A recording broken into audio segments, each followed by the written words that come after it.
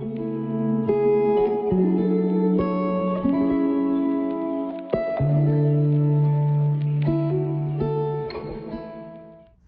guys, welcome back. We've got another quick tutorial for you. I am going to be hemming this circle skirt. Now, hemming circles and curves like this can be pretty tricky. The key is just to go slow and practice, practice, practice. I still mess up sometimes and have to undo my stitching and just do it again, you know. It's okay if you mess up, you know, you can always try again. So here I have some heavy double brush poly in this gorgeous embroidery print. And I think the brushed polys hem really, really well. The ribs are a little bit more difficult to hem on a curve like this and on a circle, but it is possible. But I find that these just work a little bit better.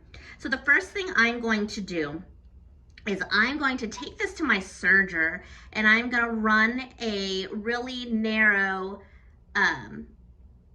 stitching through all the way around. I'm not cutting anything off. I just want to kind of line it, and you'll see what that looks like when I hem it, and it's going to make it just look a little bit nicer. You don't have to do this, but it does just kind of make everything look a little bit neater when you fold it over. So I'm gonna do that real quick and I'll be right back. Okay, so here is it all serged. I didn't stretch. I didn't cut off anything. You can even disengage your knife if you need to. So now that I've done that, I'm gonna go over to my cover stitch. Okay guys, I'm over here at my cover stitch. I hope this is a good angle for you guys. It's kind of a tight squeeze over here where I have my table with my cover stitch on it. So I have the Juki MCS 1500. I just upgraded recently from the Brother, and I adore this cover stitch. It's fantastic. It took me like a whole day or so to figure it out. You know, there was definitely some tears and some anger, but you know, if you're ever having trouble with the machine, step away from it for a little while and then come back and you'll be calmer. And you'll be able to figure things out. So I have some tape here, and if you've seen my other videos when I used my Brother cover stitch, I also had tape there as well. These help me keep the hem even and in line. This one is for the inside where that would be. I try to line that up there, and then this tape is for the outside. I try to line it up right there. And then I also have a little piece of green tape right here on the presser foot, because this presser foot is completely metal. The one on my Brother cover stitch was clear, so it was easier for me to overlap and finish the stitching when I was stitching in the round. It is a little bit more difficult with this one because I can't see, so I had to put this little piece of tape here to help me overlap that nicely. So what I'm going to do is I'm going to find where the most stretch is, because you cut it on a circle, you're gonna have two sides, two curves that are gonna be on the grain line. They're not gonna have a lot of stretch. And then you're gonna have two sides that are gonna be a lot more stretchy. And as you're cover stitching, you might have a little bit of a harder time going with the grain line, but we're just gonna go slow on that part. So I usually start, if this was attached to the bodice, I usually start in the back. That way, when I overlap, you're not gonna see it. So I am folding it. You can measure if you would like, but I fold it over. I just eyeball it about that much and see if that's gonna work with my marks. The key to doing circle skirts is to have a narrow hem. The bigger the hem, the more wrinkling, the more overlapping you're gonna have. It's not gonna look great. It's gonna be a little bit more difficult. So I have a real pretty narrow hem, And so what I do is I lift up, and I'm gonna do this continuously as I'm going around to check that this is lining up where it's supposed to be. And I'm not pulling, I'm just holding it, and with my left hand, I'm just gently guiding it, and I'm gonna start sewing. As my hand gets close to the presser foot, I'm gonna lift up, check again, and just continue this process through the whole thing. Constantly lifting up, adjusting if I need to. I can look back here and see that I'm catching everything where I'm supposed to be. And I'm gonna do this all the way around. And I am gonna speed this part up because it does take several minutes.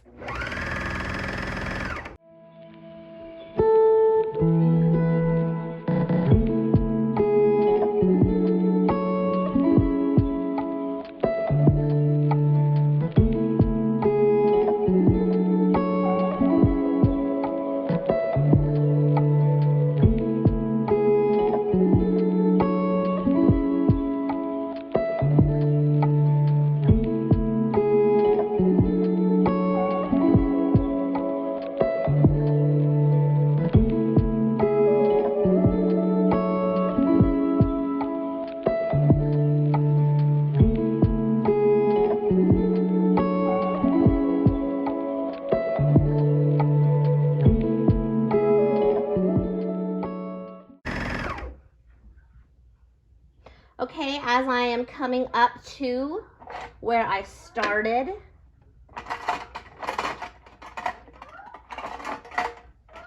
I am going to cut these top threads.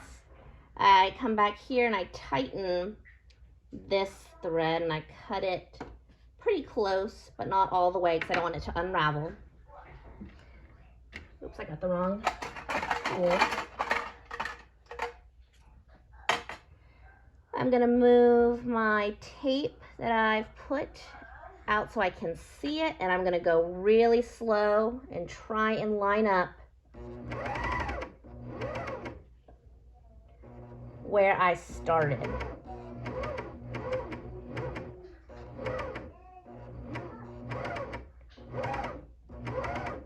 And I am overlapping. I usually go about 2 inches, 1.5 inches, just to make sure that nothing's gonna unravel and that it is good and secure. So each machine, what's the phrase? You take out the fabric a little bit differently. If you've seen my other videos with the brother, you had a whole process of pulling out the strings and everything. With this machine, it's different. You do a hand turn all the way down and then go backwards and raise the needles and shimmy out the fabric. And then with the brother, it was already locked in place, but with this machine, I do have to hand lock the stitches, which I don't mind. It's fast once you get used to doing it. See? So I'm gonna snip away those threads. I'm gonna come over here.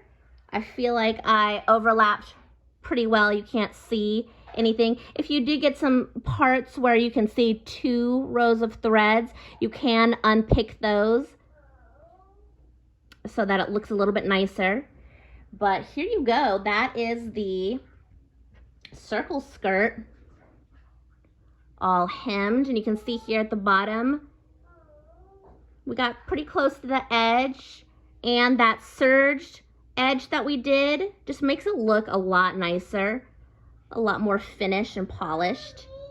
So that is how you do a circle skirt. I do mess up sometimes and have to, sorry, that's my daughter, and have to unravel it. I had to do that yesterday when I was making a dress, but you just keep on going, keep on practicing, and you'll get it eventually. Thank you guys so much for joining me with this tutorial. If you have any comments or questions, please put them in the comment section below, and we will see you next time.